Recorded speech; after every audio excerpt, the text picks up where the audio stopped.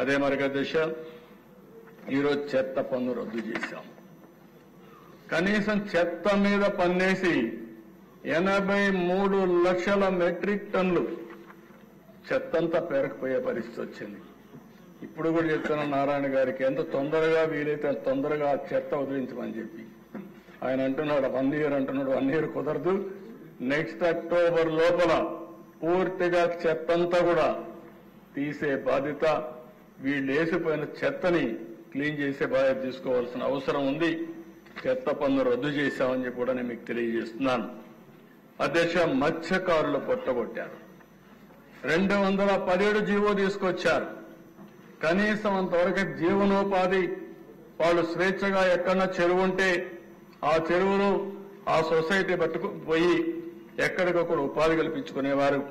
అందుకే మళ్లీ ఆ జీవోను రద్దు చేసి మత్స్యకారులకు అండగా ఉండడానికి ప్రభుత్వం ముందుకు పోతున్నాం.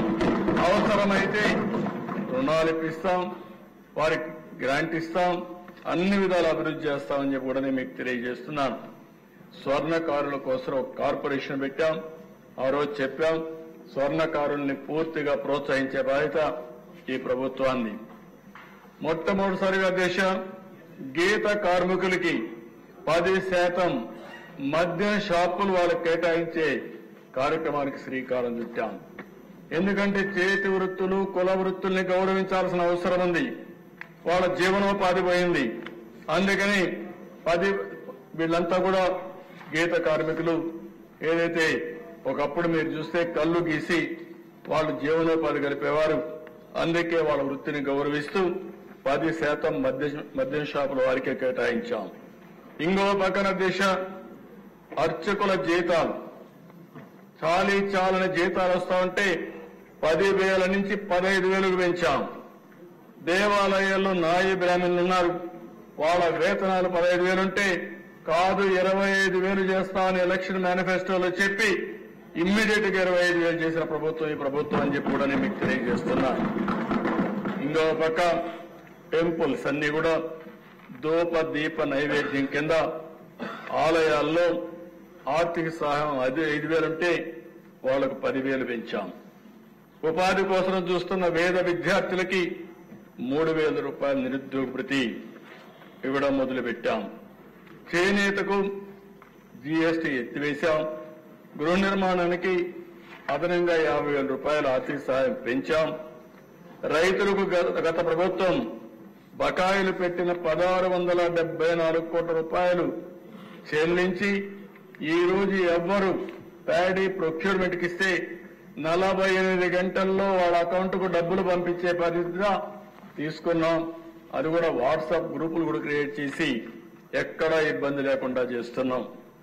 మళ్లీ రైతులకు సబ్సిడీ డ్రిప్ పరికరాలు, పాడి రైతులకి 90% రాయితీతో షెడ్లు కట్టిస్తున్నాం. రాజధాని కౌలు రైతులకి మొత్తం 400 కోట్ల రూపాయలు చెల్లించాం. ఏ మాట అయితే చెప్పామో గృహ నిర్మాణానికి గ్రామాల్లో 3 సెంట్లు, పట్టణాల్లో 2 సెంట్లు ఇచ్చే కార్యక్రమానికి శ్రీకారం చుట్టాం. అదే సమయంలో 5 సంవత్సరాల్లో ఈ రాష్ట్రంలో ఏ ఒక్క వ్యక్తి కూడా ఇంటి జాగా లేదనకుండా, ఇల్లు లేదని పరిస్థితి లేకుండా ప్రతి ఒక్కరికి ఇంటి జాగా, ఇల్లు ఇచ్చే పరిస్థితి తీసుకొస్తామని చెప్పి కూడా నేను మీకు తెలియజేస్తున్నా.